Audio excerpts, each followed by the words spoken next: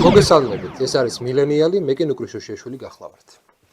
დღეს მონოლოგი მექნება, დღეს ვისაუბრებ არსებულ მდგომარეობაზე და არსებულ დისკურსებზე. ზოგადად არის ორი კრიტიკის ნაწილი, რომელიც შეიძლება იყოს ერთი ლეგიტიმური და მეორე არალეგიტიმური, მაგრამ მუშა. მოდით დავიწყოთ კრიტიკის ლეგიტიმურ ნაწილზე, რაც შეიძლება აშკარად მიიღო, აშკარად იყო მისი რაღაც მხარდამჭერი, გამზიარებელი და ასე შემდეგ. პირველი ეს ეხება იმ სოციალურ პოლიტიკას, რაც პრინციპში დამოუკიდებლობის შემდეგ დღემდე საქართველოში მიმდინარეობს, ხო? საბჭოთა კავშირის დანგრევის შემდეგ საქართველოში დაიწყო ძალიან ცუდი ეკონომიკური და სოციალური პროცესი, რამაც საბოლოოდ გამოიწვია საზოგადოების დაცლა 5.300.000-დან დღეს ჩამოვედით 3.700.000-მდე, ემიგრაციაში წასვლა, სამოქალაქო ომები, პრივატიზაცია და მე პრინციპში აი ამ სოციალურ ეკონომიკურ წყობას, რომელიც საბჭოთა კავშირის შემდეგ დამყარდა, ესე ვთქვათ, საქართველოში, ეს ჩემთვის არის რეაქციული. ანუ ეს არის კონტრრევოლუციური იმ გაგებით, რომ შესაძლებელი იყო საბჭოთა კავშირის შემდეგ რაღაცნაირი ისეთი რეფორმები, მაგალითად როგორც პოლონეთმა ჩაატარა და შეენარჩუნა ინდუსტრიები, შეენარჩუნა სამუშაო ძალა, შეენარჩუნა სამეცნიერო კულტურული პოტენციალი. შეიძლება ამ გზით წავსულიყავით, მაგრამ ჩვენ წავედით რეაქციული გზით, ჩვენ წავედით იმ გზით, რომელმაც მოგვიტანა მხოლოდ მდგრევა, მხოლოდ მოგვიტანა სიღარიბე საბოლოო ჯამში და არასწორი და მოდი ესე ვთქვათ, ცუდი სოციალური გარემო. და შეიძლება იმ პოლიტიკების კრიტიკა, რაც 90-იან წლებიდან დღემდე როგორც რაღაცა ჭეშმარიტება, ნეოლიბერალური რაღაცა ჭეშმარიტებები იყო, რომ აი ბაზარი თავისით დაარეგულირებს ყველაფერს, რომ ბაზარი არის რაღაცა ყველაფრის საზომი, რომ განათლების სამინისტროსაც ეგრე უყურებთ, ხო? განათლებასაც ესე უყურებთ, რომ აი ბაზარზე როგორი მოთხოვნა არის თუ არა მოთხოვნა კულტურის, თუ არ არის კულტურის, მოდი აღარ გვინდა ესე იგი ამ მიმართულებების დაფინანსება. იმის მაგალითად თუ სახელმწიფოს თვითონ განესაზღვრა რა სფეროების განვითარება უნდა, აი მაგალითად იაპონიაში ესე არის. მათ იცოდნენ რომ ხანგრძლივი პოლიტიკის და ხანგრძლივი სტრატეგიის შედეგად მათი ტექნოლოგიები განვითარდებოდა, ამიტომ მათ განათლების სისტემა ბაზარზე მორგებული კი არ იყო, არამედ იყო განვითარებაზე მორგებული. ანუ იმაზე რომ მომავალში, როდესაც მათ დაჭირდებოდათ ტექნოლოგიები, მათ უნდა დაჭირდებოდათ ესეთი კადრები, რომლებსაც შეეძლებოდათ ტექნოლოგიების გამოყენება, ახალი ტექნოლოგიების შექმნა, ინოვაცია და ასე შემდეგ და ჩადეს სწორედ ფული და ზოგადად პოლიტიკური პოლისები ესე წაიყვანეს. აი საქართველოში ესე არ მოხდა. და ბუნებრივია ამ მიმართულებით ყველანაირი კრიტიკა, ყველა ხელისუფლების მიმართ, იქნება ეს ქართული ოცნება, იქნება ეს წინა ხელისუფლებები, არის აბსოლუტურად ლეგიტიმური და ამ ლეგიტიმურ მოთხოვნებს აბსოლუტურად მივყვები. და მათ შორის, ესე იგი, ოცნებასთან შეიძლება გქონდეს ჩვენ ისეთი პრეტენზიები, რომელიც ეხება ეკონომიკურ და სოციალურ საკითხებს. როგორ უთანასწორობის საკითხებს. აი მაგალითად ყველაზე ლეგიტიმური შეკითხვა რა შეიძლება იყოს, ხო? რატომ არის რეგიონში ქართული საზოგადოება, საქართველოს ყველაზე უთანასწორო ქვეყანა? სომხეთზე უთანასწორო, აზერბაიჯანზე უთანასწორო, რატომ არის ესე? რატომ ნაწილდება ესე იგი სახელმწიფო სისტემები და რატომ ნაწილდება დოვლათი ეგრე არათანასწორად, როგორც საქართველოში არის? რატომ არის ესე? მაგრამ აი მეორე არალეგიტიმური რა არის? არსებობს რამოდენიმე ჯგუფი, მათ შორის ზოგიერთი მათგანი საკუთარ თავს მემარცხენესას უწოდებს, გამოდიან და აი არის რამოდენიმე პლატფორმა, ერთ-ერთი პლატფორმა სხვათა შორის არ დავასახელებ, მაგრამ აფინანსებს სოროსის ფონდი. ანუ ის სოროსის ფონდი აფინანსებს, რომელმაც შექმნა თავის დროზე ჯგუფი, ეგრეთ წოდებული კმარელები, შექმნა ეს ნეოლიბერალები და რომლებაც საბოლოოდ მოშალა სოციალური პოლიტიკა. და ეხლა ის სოროსის ფონდი აფინანსებს მემარცხენეებს და ქმნის რაღაცა პლატფორმებს, რომლებიც განიცდიან სოციალურ საკითხებს, ხო, განიცდიან სიღარიბეს. და გამოდიან ამ ესეთ პლატფორმებიდან და საუბრობენ, რომ აი თურმე რა საშინელება არის, ესე იგი ის რომ სახელმწიფო პოლიტიკა ესეთი ცუდი არის საქართველოში, არათანასწორი არის და ამას აბავენ აი იმ მოვლენებს, რაცაც მე უწოდებ ევრომაიდანი საქართველოში, ხო? ეხლა ნახეთ. როდესაც შენ საუბრობ უთანასწორობაზე და ამ დროს გვარამიას აქვს 88,500 ლარი ხელფასი და იმ დროს როდესაც თავარის ტექნიკურ სტაფს იქნება ეს ოპერატორი, იქნება ეს ხმის პროდიუსერი და ასე შემდეგ აქვს 1500-2000 ლარები, ხო? ხელფასები და იმასაც ზოგჯერ უგვიანებდნენ, ეს ხმებიც მოდის ხოლმე ჩვენამდე. ამ დროს არ შეიძლება იყოს ლეგიტიმური ის კრიტიკა, რომ თურმე ესე იგი ეს ევრომაიდანი არის ლეგიტიმური, იმიტომ რომ სახელმწიფოში არსებობს უთანასწორობა. კაცო, თუ ის ადამიანები, რომლებიც ამ ევრომაიდანს აწყობენ, თვითონ არიან ამ უთანასწორობის და ამ სოციალური ჩაგვრის არქიტექტორები, ხო? თვითონ ესე იგი მათი პოლიტიკის, მათი ესე იგი ესე ვთქვათ, პროგრამების, პარტიული პროგრამების მიხედვით სახელმწიფო პრაქტიკულად იმართება და ესენი უფრო მეტს მოითხოვენ, უფრო მეტ სოციალურ პაკეტის მოშლას მოითხოვენ უმრავლესობა, ხო, მათგანი. როგორ შეიძლება ევრომაიდანი დღეს რაც ხდება, ხო, რაც რისი მოხდენაც უნდათ, დაუკავშირო შენ სოციალურ საკითხებს. როგორ შეიძლება სოციალურ საკითხებს დაუკავშირო ევრომაიდანი? თქვენ ალბათ ხვდებათ, რომ აი ვიღაცები აკრიტიკებენ პროდუქტზე ფასების ზრდას და არის ესეთი ცინიკური დამოკიდებულება, რომ აი ვიღაც როიწყებთ გეოპოლიტიკაზე საუბარს, რაში მაინტერესებს თქვენი გეოპოლიტიკა, აი აქ ეხლა რა ვიცი, ძეხვის ფასი გაიზარდა, ხო? და სოსისის ფასი გაიზარდა და ვეღარ ყიდულობთ მას, ხო? და ეს თვითონ თითქოს რაღაც ემოციურად ლოგიკურია, მაგრამ ბოდიში სწორედ იმ გეოპოლიტიკური რეალობის შედეგია ის, რომ შენ წარმოება არ აგავს. სწორედ იმ ხელშეკრულებების შედეგია, მაგალითად, თურქეთთან, ესე იგი, თავისუფალი სავაჭრო ხელშეკრულება, რომლის დროსაც შენ ზარალდები, შენი პროდუქცია ზარალდება. ესა გეოპოლიტიკის ნაწილია. შენ თუ უბრალოდ ამას უარყოფ, ამ გეოპოლიტიკურ ნაწილს და ისაუბრებ იმაზე, რომ აი ფასები იზრდება, ხო? ეს რა თქმა უნდა ემოციურად რა თქმა უნდა გასაგებია, მაგრამ არ იქნება სწორი. არ იქნება სწორი და ვერ დაენახა მთელ სურათს. იმიტომ ვერან ვერ შეძლებს აქ ადგილზე გაუწიოს თურქულ იაფ პროდუქციას კონკურენცია თუ სახელმწიფო არ დაეხმარება მას. ვერ შეძლებს. თუ ვერ გადახედავს იმ ხელშეკრულებებს, იმ წარმოდგენებს, ეკონომიკურ წარმოდგენებს, რაც არის, რომლებიც აქამდე იყო გაბატონებული. და მეტის, თუ იმ პარტიებს, რომლებიც ამ ყველაფერს უჭერენ მხარს, მათთან ერთად გახარ და ელოდები, რომ აი ისინი, როდესაც მოვლენ, თან რაღაცნაირად კოალიციაში უნდა მოვიდნენ, ხვდებით? აი ეს არის ესეთი მოთხოვნა, რომ კოალიციური მთავრობა უნდათ.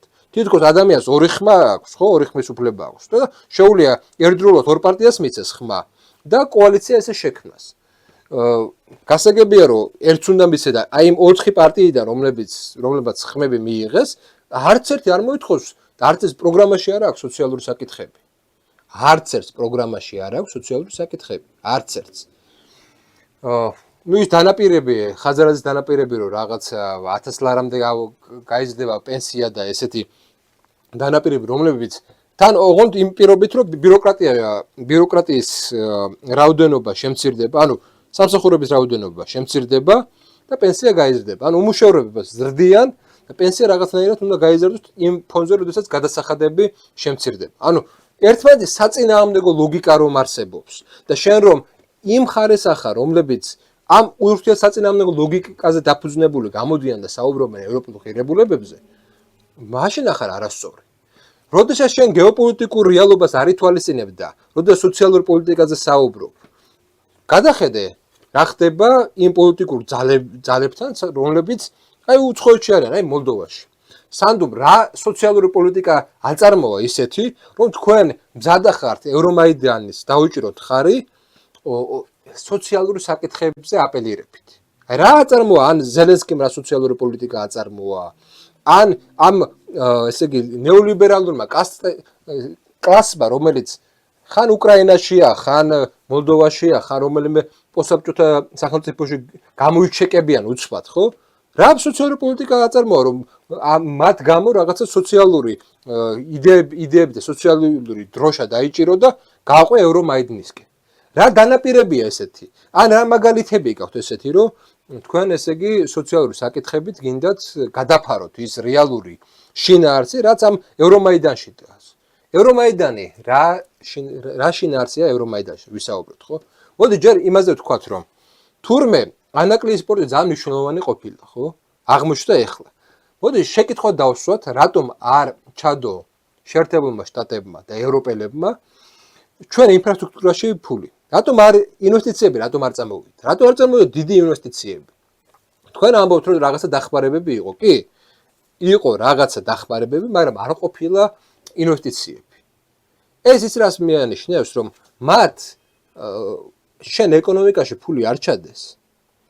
ერთი მიზეზის გამო, იმიტომ რომ არ გაგიხილავდნენ როგორც იმ სახელმწიფოს, სადაც რომლის ეკონომიკაც მუშაარი და უნდა მათ ამუშავონ. შენ გაგიხილავდნენ სახელმწიფოთ, რომელიც უნდა დაპირისპირებოდე რუსეთს. ხო, თუ რუსეთს უპირისპირდები, რა თქმა უნდა, შენი ტერიტორია იქნება განადგურებული, დაბომბილი და იქ რატომ უნდა ჩადო შენ ინვესტიციები? ხო, გასაგები ლოგიკაა. უცბად აღმოჩნდა, რომ თურმე ჩინეთს შეუძლია, რომ ჩადოს ინვესტიციები, თურმე აქ შვიდობას თუ ინარჩუნებ, სულ სხვა გეოპოლიტიკური როლს იძენ. და ამ დროს ნათელი არის, რომ ის რამაც განავითარა, მათ შორის ჩინეთი რა განავითარა. ერთი იყო მათი სწორი ეკონომიკური პოლიტიკა და მეორე იყო ის, რომ ევროპული კომპანიები, ევროპული და ამერიკული კომპანიები, განსაკუთრებით მაღალ ტექნოლოგიური კომპანიები გადადიოდნენ ჩინეთში.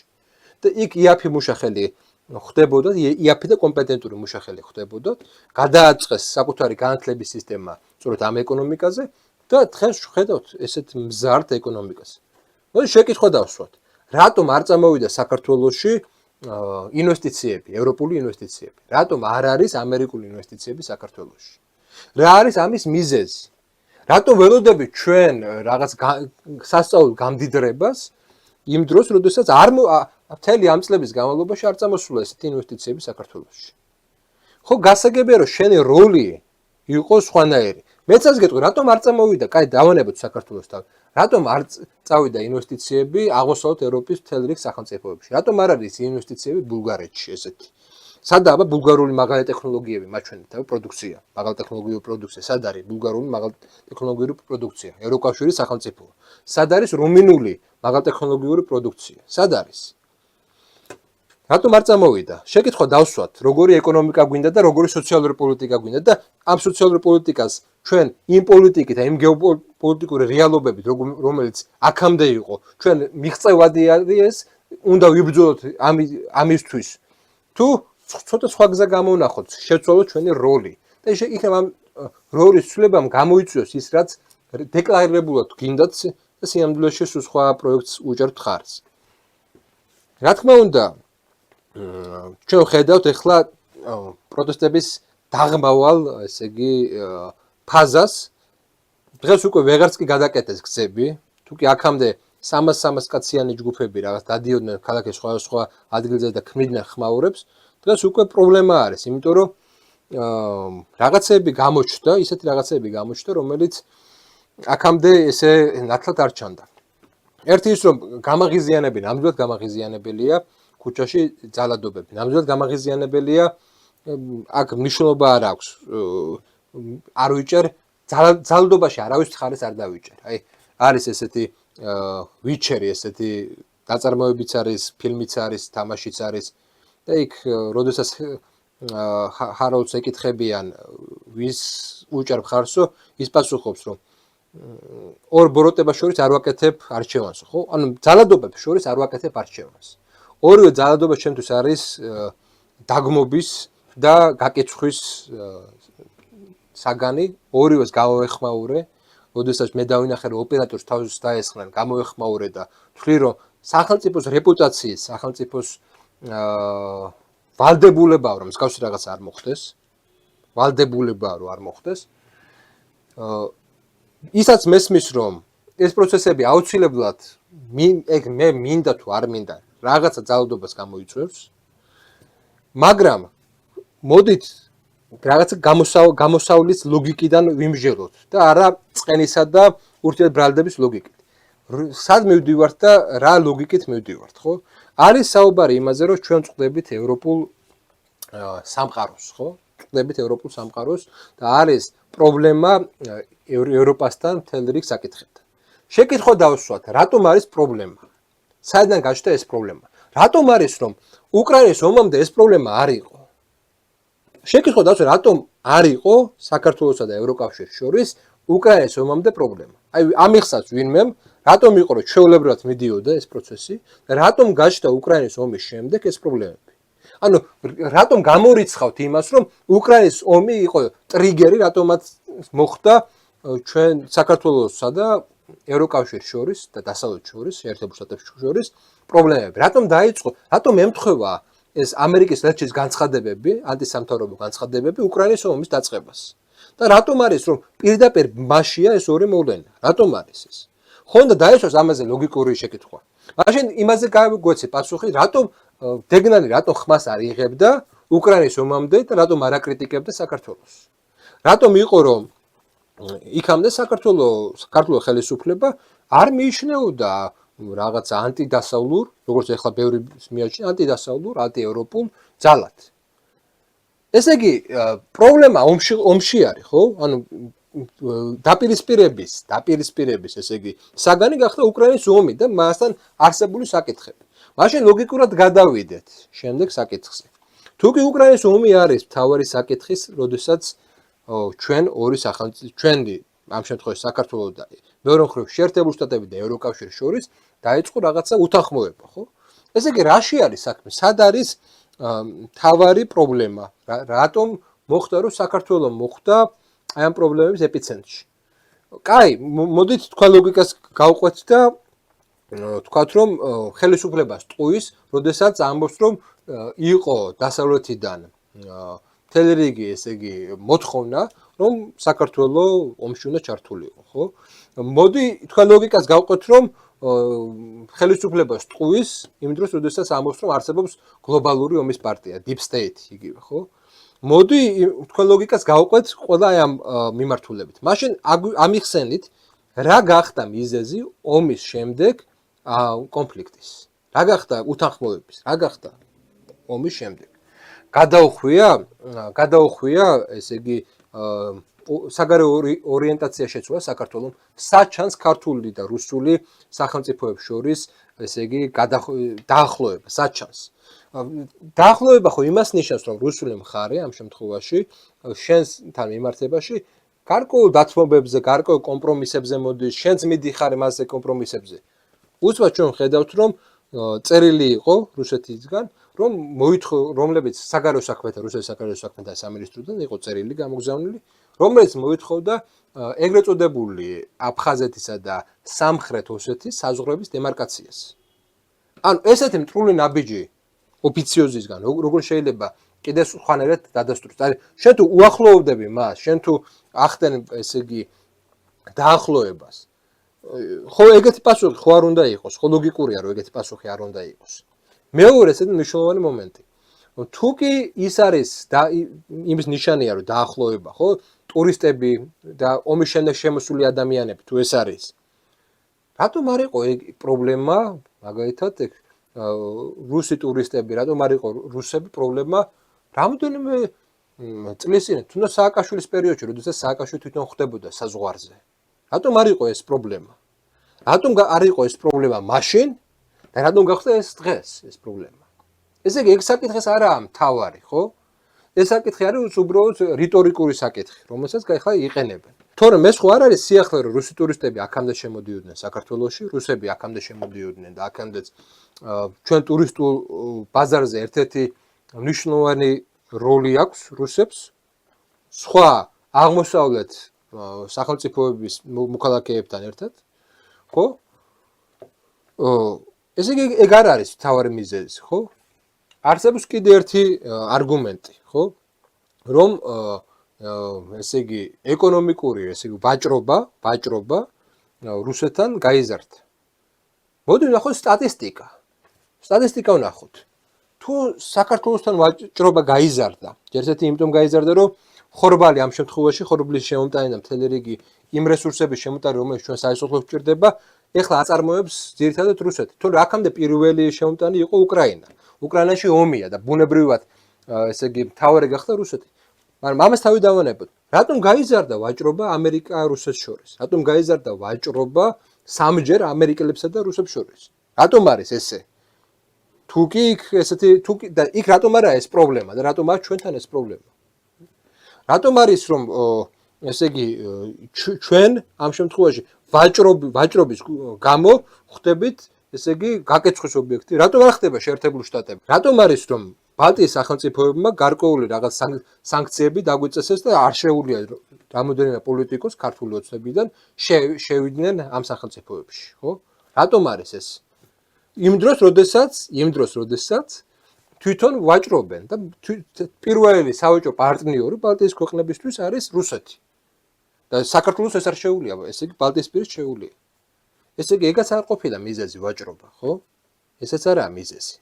მიზეზი არის სწორედ ის, რომ საქართველოს უკრაინა და მოლდოვა ესენი იყვნენ რაღაცნაირად სახელმწიფოები, რომლებიც უნდა დაპირისპირებოდნენ რუსეთს და საქართველოს მოარი თქვა, რომ იყოს სხვერპლი, წმინდა სხვერპლი, ხო? უარის თქვა და ესა მიზეზი სწორედ. რატომაც მოხდა დაპირისპირება. მაშინ ახლა ვნახოთ, თუ კი ურთიერთობა გაფუჭდა შეერთებულ შტატებთან ამ მოტივით, რომ საქართველოს არ ჩაერთვა პირდაპირ კონფრონტაციაში რუსეთთან, მე ხო არ ვეუბნებ ამას. ჯეფრი საქსის ინტერვიუ იყო იმეთთან. და ჯეფრი საქსმა ახსენა, რომ 2008 წლის ომის აცილება შეიძლებოდა და ვინმეს რო ერჩია სააკაშვილისთვის, ისე არ უნდა გაეკეთებინა, როგორც გააკეთა. დავანებოთ ამას თავი. თვითონ უკვე დასავლეთისგან ისმის, შეერთებულ შტატებისგან ისმის, რომ ნატოს გაფართოების პოლიტიკა არ იყო კარგი იდეა, იმიტომ რომ ეს ამან კარგი შედეგი არ მიეცა თავად შეერთებულ შტატებს და თავად დასავლეთს. იმ დროს, როდესაც რეალურად აღმოჩნდა, რომ არაპირებდნენ გაფართოებას და იყო ეს აბსოლუტურად ისეთი შემოწმება რუსეთის და რუსეთის შემოწმებით მიხვდნენ, რომ რუსეთის შეუძლია პასუხის გაცემა. ჩვენ რატომ უნდა ვიყოთ ესეთ რეჟიმში, რისკის ქვეშ რატომ უნდა ვიყოთ ჩვენი უსაფრთხოება, ფუნდამენტური უსაფრთხოება, ესეთი რისკის ქვეშ რატომ უნდა იყოს, თუ კი ვერ ვიღებთ ისეთ უსაფრთხოების გარანტიებს, რომ ვიღებთ კიდე გასაგებია, რისკზე წასვლა შეიძლება, ხო? მაგრამ ვერ ვიღებთ ისეთ უსაფრთხოების გარანტიებს, რომ ჩვენ ვიქნებით დაცული. შეკითხვები ჩდება და ამ შეკითხვებს არ აქვს პასუხი, არ აქვს იქნებ მხარეს პასუხი. ამაზე საუბრობენ, რომ ესაა თურმე რუსული რაღაც ნარატივი და აი ყოველსაცილო იყო ტაბულამ რომ დადო ჯეფრი საქსის რაღაცა ინტერვიუდან ამონაწერი და სადაც წერია, რომ ჯეფრი საქსი ხშირად ციტირებს და იმეორებს რუსულ პროპაგანდას. წარმოგიდგენია, როგორი შეზღუდული აზროვნების ფორმა არის. როგორი შეზღუდული პოლიტიკური ენა არის. ესე იგი არსებობს რაღაცა ერთი ჭეშმარიტება და ყველა განსხვავებული ხედვა არის რუსული პროპაგანდა.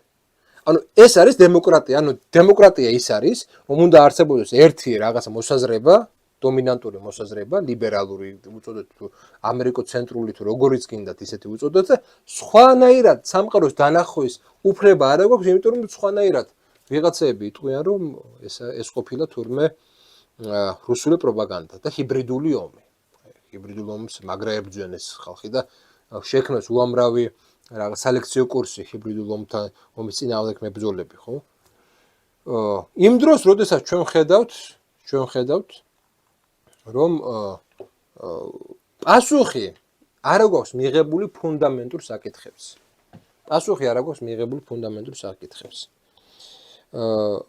აი ახლა არის კიდე ერთი არგუმენტი, კიდე ერთი მნიშვნელოვანი არგუმენტი. არის ის არგუმენტი, რომ თითქოს კონსტიტუცია დაირღვა. და ადამიანები გამოდიან დემოკრატიული მოთხოვნებით, რომ აი კონსტიტუცია სადაც არის ჩანაწერი, რომ საქართველოს სახელმწიფომ ყველაფერი უნდა გააკეთოს იმისთვის, რომ ევროინტეგრაცია მოახდინოს, ეს ესე იგი დარღვევა. ჯერ მოდი ფაქტობრივი შეცდომაა ეს, რომ საქართველოს მოლაპარაკებების არახსის საქართველოს არ შეუძლია, რომ მოლაპარაკებები გახსნას ამის შესახებ. მოლაპარაკებების გახსნის ინიციატივა აქვს მხოლოდ და მხოლოდ ევროკავშირს. საქართველოს შეიძლება თხოვნით მიემართა. ანუ საქართველოს თქვა უარი თხოვნით მიმართოს, თუ გაიხსნას მოლაპარაკებები, თუ ამის მზაობა არ იქნება თვითონ ევროკავშირისგან. რას ნიშნავს შემდეგ რაღაცას, რომ თვითონ კი არ გამოდის ესეთი ინიციატორი, რომელიც დააჩქარებს დროს და რომელიც რუსეთს აჩვენებს ამ შემთხვევაში, აი მე სწრაფად მინდა თქვენ მოგწყდეთ. არამედ ელოდება ევროკავშირის რეაქციას, მზად ხართ, მაშინ თქვენ დაიწყეთ, რომ გამოხვეთ ჩვენ. ჩვენ არ ჩავივიგდებთ საფრთხის ქვეშ თავს. თუ მზად ხართ, დაიწყეთ თქვენ და ჩვენ მზად ვართ რომ მოხვეთ. მაგრამ ის რომ ჩვენ დავიწყოთ და თქვენ არ მოხვეთ და ჩვენი თავი საფრთხის ქვეშ ჩავაგდოთ, ესე არ გამოვა. და ეს ყოფილა ამ კონსტიტუციური მუხლის თურმე დარღვევა. ანუ წარმოგიდგენიათ როგორი ლოგიკური აცდენა ამ ყველაფერთან. მაგრამ ამას თავი დავანებოთ. მითხარი ნორმალური კონსტიტუციონისტი, რომელიც იტყვის, რომ ეს კონსტიტუციური ჩანართი არის კონსტიტუციური. ეს არის ანტიკონსტიტუციური ჩანართი, ანუ ადამიანები, რომლებიც კონსტიტუციაზე მიგვითითებენ, ადამიანები, რომლებიც კონსტიტუციის დაცვაზე მიგვითითებენ და კონსტიტუციის მნიშვნელობაზე მიგვითითებენ, ყველაზე ანტიკონსტიტუციური ჩანართს ჩვენ კონსტიტუციაში, რომელიც უნდა იყოს ამოღებული, იმიტომ რომ არც ერთ სუვერენულ სახელმწიფოს კონსტიტუციაში არ წერია საგარეო პოლიტიკური კურსი. იმიტომ რომ საგარეო პოლიტიკური კურსი მუდმივად იცვლება, მუდმივად ცვლილებადია. და კონსტიტუცია იმის კონსტიტუცია, რომ მუდმივად ის იყოს, რა ქვია, მუდმივ ღირებულებას, რაღაცის კონსტატაციას ახდენდეს, ღირებულებათა კონსტატაციას ახდენდეს. აქედან გამომდინარე, ადამიანები იცავენ კონსტიტუციის იმ მუხლს, რომელიც ყველაზე ანტიკონსტიტუციურია თავისი არსით. რომელზეც პრობლემა უნდა ქონოდა ჩვენ რო ყოფილიყავით სუვერენული სახელმწიფო, პრობლემა უნდა ქონოდა, იმიტომ რომ ესეთი ჩანართი იყო ჩვენ კონსტიტუციაში. და ამის ნაცვლად ადამიანები გამოდიან კონსტიტუციის დაცვის სახელით, იმიტომ რომ ყველაზე ანტიკონსტიტუციური მუხლი დაიცვა. და რას ნიშნავს ზოგადად ის, როდესაც ესეთი რაღაცა გიწერია? ეს ნიშნავს, ეს პირდაპირ ნიშანია იმის, რომ შენ არ ხარ სუვერენული სახელმწიფო, შენ იყავი კოლონია და როგორც კოლონიას, რომელსაც უნდა საგარეო პოლიტიკა, მოქნილი კი არ უნდა იყოს, უნდა საგარეო პოლიტიკა სხვა ქვეყნის მიერ იყოს ჩაწერილი, ჩვენ გვახსოვს ხო ეგ როდესაც მივიღეთ, მაშინ როდესაც ოცნებაში იყვნენ ესე იგი NGO-შნიკები, ჩუგოშვილები და სხვაები, მათი ზეგავლენით, მათი პირდაპირ ესე გავლენით კონსტიტუციაში ჩაიწერა ესეთი მუხლი, ანტიკონსტიტუციური მუხლი. და დღეს აი ამ ანტიკონსტიტუციური მუხლს იცავენ კბილებით. როდესაც საუბარია სუვერენულობაზე, სუვერენულობა ნიშნავს იმას, რომ საქართველო იყოს მოქნილი და დროსთან მიმართებაში ადეკვატური. რომ არაფერი არ უშლიდეს ქართულ სახელმწიფოს ხელს იმაში, რომ თუ კი მას ეგზისტენციალური გამოწვევა აქვს, მან სხვა პოლიტიკა აწარმოოს იმისთვის, რომ საკუთარი მოსახლეობა და საკუთარი სახელმწიფო გადაარჩინოს. აქედან გამომდინარე, ჩვენ გვაქვს გამოწვევები, რომელიც მოითხოვს აბსოლუტურად შვიდ და ლოგიკურ მსჯელობას. ჩვენ გვაქვს რაღაცები ასაღიარებელი. ასაღიარებელია ის, რომ რაღაცა პროცესები და რაღაცა პოლიტიკური ლოგიკა ჩვენი იყო ჩვენ საწინააღმდეგოდ მიმართული. მე იმაში კვლავ იმეორებ, იმაში მოყვებით, რომ სოციალური პოლიტიკა გვაქვს გასამართი. მე იმაში მოყვებით, რომ ჩვენი ეკონომიკური პოლიტიკა კრიტიკას ვერ უძლებს, იმის მიუხედავად, რომ ეხლა ეკონომიკური ზრდა არის, ეს ზრდა არის გამოწვეული არა იმაზე, რომ ჩვენ დავიწყეთ წარმოებების შექმნა, ჩვენ დავიწყეთ რაღაცა ეკონომიკური ფუნდამენტური რაღაცა სტრატეგია შევცვალეთ, სახელმწიფომ დაიწყო განვითარების სტრატეგიაზე ფიქრი, არა, ჩვენ უბრალოდ იმ ბენეფიტებს, რაც ახლა არის სამყაროში, ამ ბენეფიტებს ვიღებთ და ეს კარგი არის. ეს ძალიან კაია. ესა გეოპოლიტიკიდან შემოსული ბენეფიტები და არა ჩვენი ეკონომიკური პოლიტიკიდან მიღებული ბენეფიტები. ეს უნდა იყოს აღიარებული. და ესეც არის. ამიტომ ამ გეოპოლიტიკურ რეალობამ რაღაცა რესურსი მოგცა ჩვენ. საბედნიეროდ მოგცა გეოპოლიტიკურმა რეალობამ რესურსი. ეხლა მოდი ვიმსჯელოთ ერთ რაღაცაზე. შეიძლება თუ არა საზოგადოებრივი მოძრაობის შექმნა, ან თუნდაც ისეთი პოლიტიკური პროცესის შექმნა, როდესაც საზოგადოება ირაზმება იმაზე, რომ ეს უთანასწორობა, რაც საქართველოში არის, შემცირდეს. რა თქმა უნდა შეიძლება.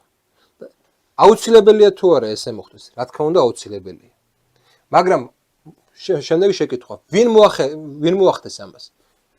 ვინ მოახდენს ყველა ისეთი პოლიტიკური და ისე საზოგადოებრივი ძალა, რომელიცაც არ ექნება შეხება პირველი იმ კოლონიურ ადმინისტრაციასთან, მე ვსაუბრობ NGO-შნიკებთან, მე ვსაუბრობ სოროსის ფონდთან, მე ვსაუბრობ აი მედიასთან, თავარი იქნება, ფორმულა იქნება, რომელიც უკვე იხურება თუ სხვა, მასთან შეხება არ უნდა გქონდეს, იმიტომ რომ ესენი თვითონ არ არიან დაინტერესებული სოციალური პოლიტიკით, ესენი დაინტერესებული არიან, რომ კიდევ უფრო გაუარესდეს ჩვენ საზოგადოებაში უთანასწორობის საკითხი, ხო? აქედან გამომდინარე, როგორ იმ ადამიანებზე ვსაუბრობ, როგორ შეიძლება, რომ საზოგადოებამ დაიწყოს ფიქრი იმაზე, რომ საკუთარი სოციალური პოლიტიკისთვის იმუშაოს. პირველ რიგში იმ ადამიანებმა, რომელიც საკუთარ თავს მემარცხენეს სოციალისტს უწოდებს.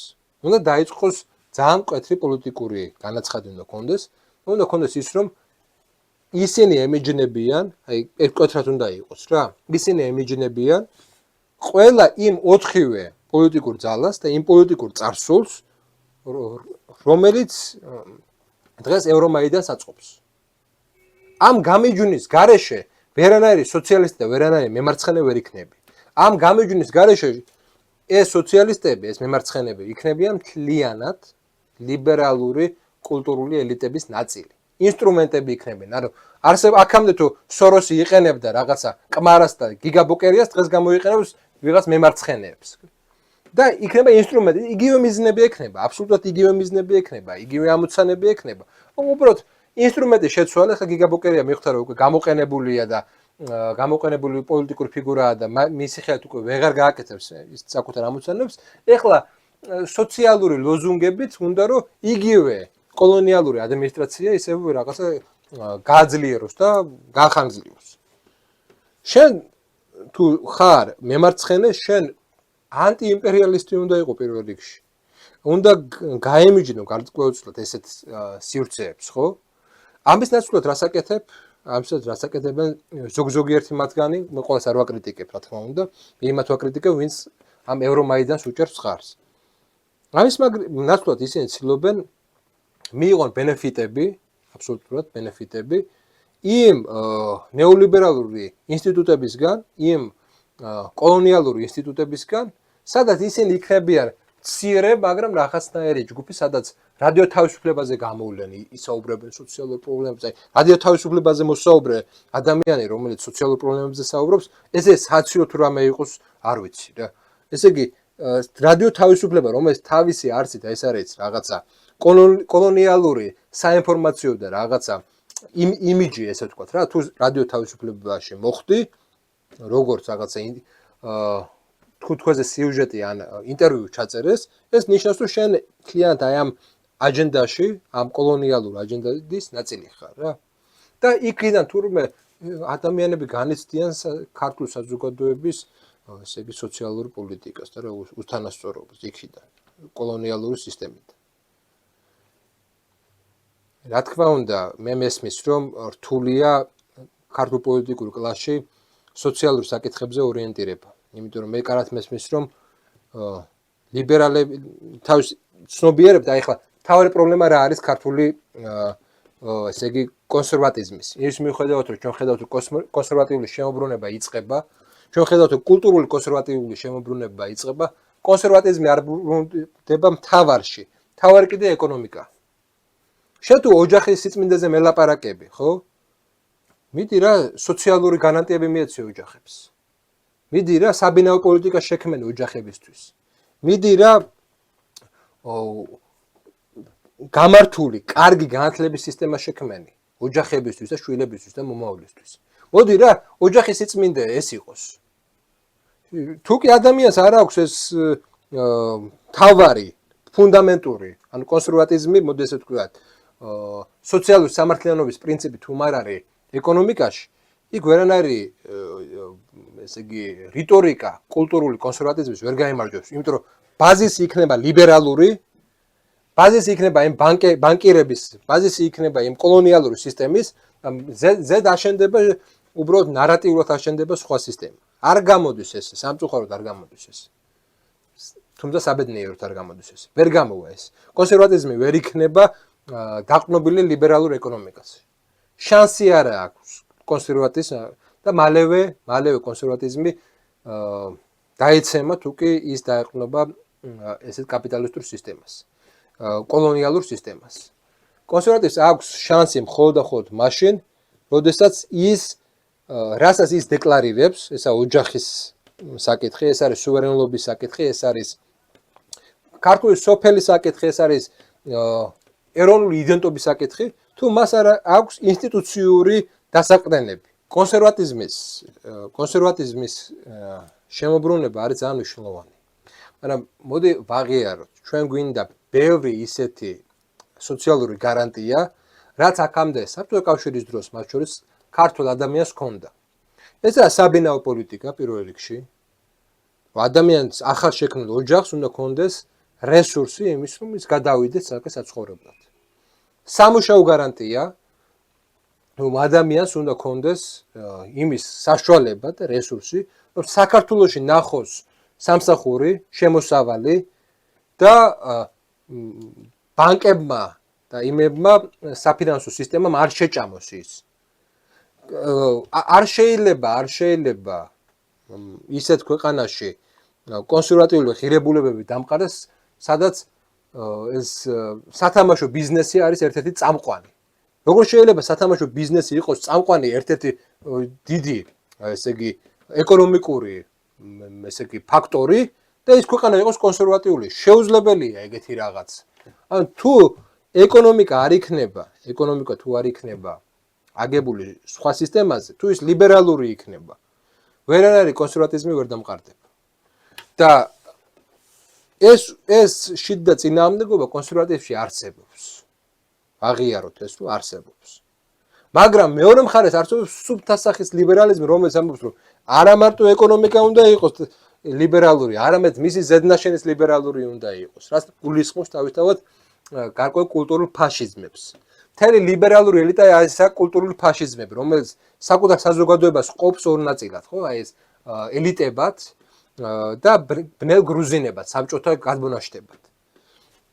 ჩვენ ახლა ვართ პროცესში, სადაც ეს ფაშისტური ელემენტი, აი ლიბერალიზმის ფაშისტური ელემენტებს ვამარცხებთ. ლიბერალიზმის ფაშისტური ელემენტი ინგრევა ჩვენ თვალწინ, საბედნიეროდ ინგრევა. მაგრამ მისი ფუნდამენტი ხაზარაძეების სახით, ეკონომიკური სიტუაციის სახით, კოლონიალური ესე იგი ფუნდამენტის სახით ჯერ კიდევ რჩება. ჯერ კიდევ რჩება და დისკურსში არ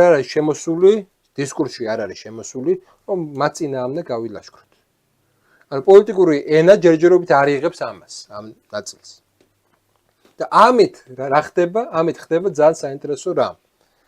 იმის ნაცვლად, რომ ეს დისკურსი მთლიანად აიგოს ანტიკოლონიალიზმზე, კოლონისტები ამ შემთხვევაში აპირებენ მემარცხენეობის გადაკეთებას იმიტომ, რომ სუვერენიტეტის იდეას დაარტყან. და გამოიყენონ სოციალური საკითხები ლიბერალებმა, იმიტომ რომ სუვერენული არგუმენტები გააბათილონ. ესე იგი, ჩვენ გავატარეთ რეფორმა, სოროსის დაფინანსებით გატარდა მთელი რეფორმა. ეხლა სოროსის კადრებს აქვთ პრეტენზია, რომ თურმე უსამართლო ყოფილა საქართველოში რაღაცა სოციალური საკითხები და სახელმწიფო პოლიტიკა ძალიან უსამართლო ყოფილა. კაი კაცო.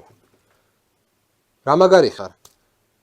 შენი პოლიტიკურ რაღაცა, შენი რეფორმების შედეგებს მიაწერ იმ ძალას და იმ ხალხს, რომელიც ეხლა ცდილობს შენ დაგიპირისპირდეს. ხო მაგარი სტრატეგიაა. არსებობს რამოდენიმე გზა. ერთი არის თვითკრიტიკის გზა. და მე ვცდილობ, რომ ვიყო თვითკრიტიკული, მე ვცდილობ, რომ დავინახო ის, რომ ეს საკითხი, სოციალური საკითხი არის ძალიან მნიშვნელოვანი ჩვენ საზოგადოებისთვის. ვხედავ, რომ თუ კი ამ რაღაც თანასწორობის რაღაც ელემენტი არ გაიზარდა ჩვენ საზოგადოებაში, სუვერენულობას არ უწერია, მოდი ესე ვთქვათ, დიდი ცხოვრებისეული ან თუნდაც საბრძოლო ენერგია არ ექნება. არ ექნება. დიდ დროში ის დამარცხდება. იმიტომ რომ დიდ დროში იმარჯვებს სწორედ ისეთი საზოგადოებები, ეს აჩვენა, ისტორიამ აჩვენა, ხო? დიდ დროში გაიმარჯვა ისეთმა საზოგადოებამ, რომელიც იყო მეტნაკლებად თანასწორი. უთანასწორ საზოგადოებას დიდ დროში ვერ გამომარჯვია. უთანასწორ საზოგადოება შეუძლია ტაქტიკურად გაიმარჯვოს პერიოდულად, მაგრამ სტრატეგიულად ის ყოველთვის დამარცხდება, იმიტომ რომ ფუნდამენტი აქვს ლიბერალური და რაზეც დგახარ იმას ბოლომდე ვერ დაამარცხებ.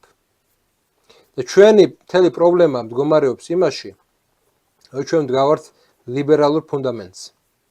და ლიბერალური ფუნდამენტი ეს არის ის პარაზიტი, რომელიც სიცხს წოვს და რომელიც არ გვაძლევს იმის საშუალებას, რომ ბოლომდე გავთავისუფლდეთ.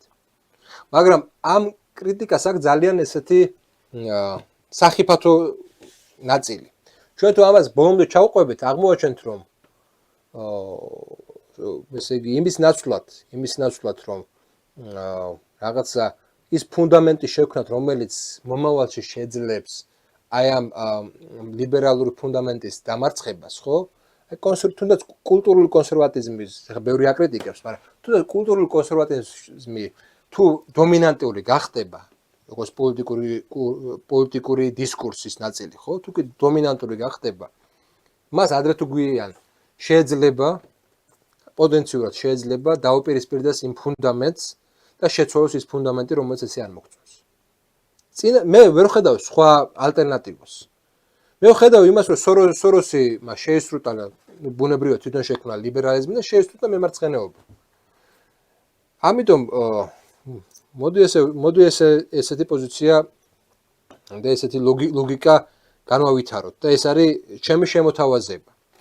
რომ კი ზედნაშენია, მოდი მარქსისტული ტერმინებით ვისაუბროთ, ხო?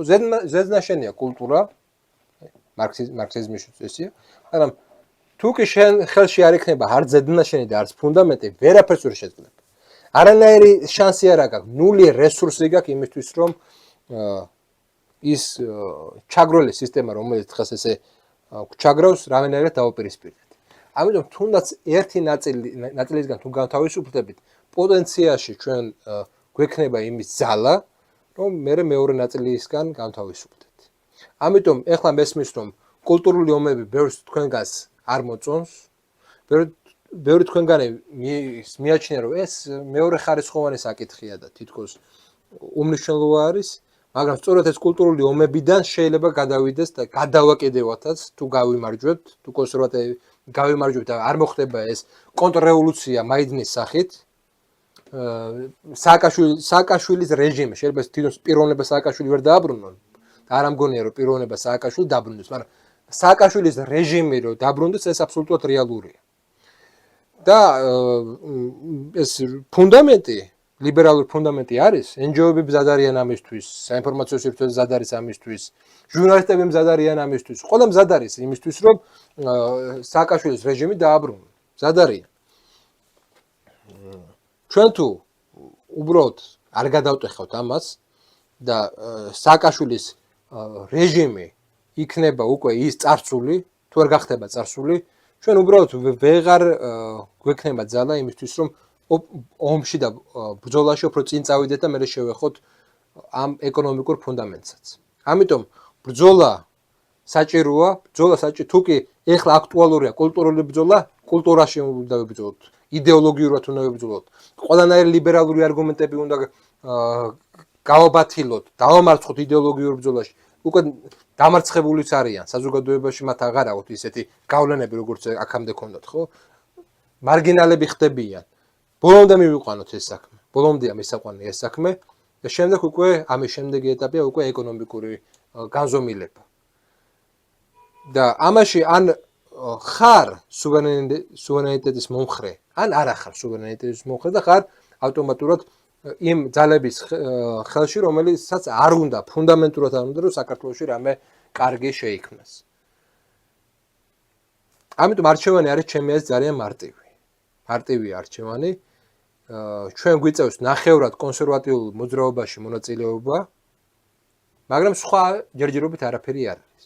სხვა ჯერჯერობით არაფერი არ არის და ესა ერთადერთი გზა, რომელთაც შეიძლება დაწყება, რომელთაც შეიძლება საბოლოოდ მივაღწიოთ იმას, რომ საქართველო იქცეს ნამდვილად სუვერენულ სახელმწიფოდ, რომელიც აღარ იქნება გეოპოლიტიკური ინსტრუმენტი სხვადასხვა იმპერიების ხელში. და თვითონ საკუთარ საზოგადოებას ისე გარდაქმნის, გააჯანსაღებს, რომ საკუთარი საზოგადოება იქნება თავარი დომინანტი და ვერც სოროსის ფონდი და ვერც სხვა ფონდები ვეღარ შეუცვლიან ამ ქვეყანას, ამ საზოგადოებას მის განვითარებას გეს, ხო? აქედან გამომდინარე არჩევანი მარტივია. არჩევანი მარტივია და თვითონ ჩვენგანმა უნდა გააკეთოს ეს არჩევანი. იმედია თქვენთვის საინტერესო იყო ეს გადაცემა. შეიძლება ცოტა ემოციურიც იყოს, ჩემთვის ეს ემოციური საკითხია, იმიტომ რომ ორივე საკითხი ჩემთვის, როგორც სოციალური საკითხი, სოციალურ-ეკონომიკური საკითხი, კულტურული საკითხი ჩემთვის არის მნიშვნელოვანი და როდესაც ხდება ესეთი დაპირისპირება და манипуляция და ესეთ დოზით ხდება, ესეთ უხეშად ხდება ესეთი манипуляция, მე ძალიან წინს და ძალიან გულზე ხვდება ეს და არ შემეძლო პასუხი არ გამეცა. ამიტომ პასუხი გასაცემია და საჭიროა, რომ პოზიცია კონდეს და ეხლა დავდგეთ იმ საკითხზე და იმ რაღაც შეთანხმებაზე, რომ ყველა მიმართულებით იქნება ეს ეკონომიკა, კულტურა, იდეოლოგია, ელიტები ესე ვთქვათ, სადაც ლიბერალიზმი არის ჰეგემონური, ყველგან უნდა ესე იგი ყველა მიმართულებით უნდა დაუპირისპირდეთ. იქნება ეს კულტურის საკითხი, აქტუალური კულტურაში უნდა დაუპირისპირდეთ. იქნება ეს იდეოლოგიური საკითხი იდეოლოგიაში. იქნება ეს განათლების საკითხი განათლებაში. იქნება ეს ეკონომიკის საკითხი ეკონომიკაში. და არც ერთ აქტუალურ მიმართულებით უარი არ უნდა თქვათ, იმიტომ რომ თურმე ერთი საკითხი ყოფილა მეორეზე მნიშვნელოვანი და ეს მნიშვნელოვანი არ ყოფილა. იქ სადაც ლიბერალური ჰეგემონია თუნდაც ერთ სფეროში არის ჰეგემონური, ბრძოლა არ არის დასრულებული და ბრძოლაზე უარი არ უნდა ითქვას. მადლობა ყურადღებისთვის, მომავალ შეხვედრამდე.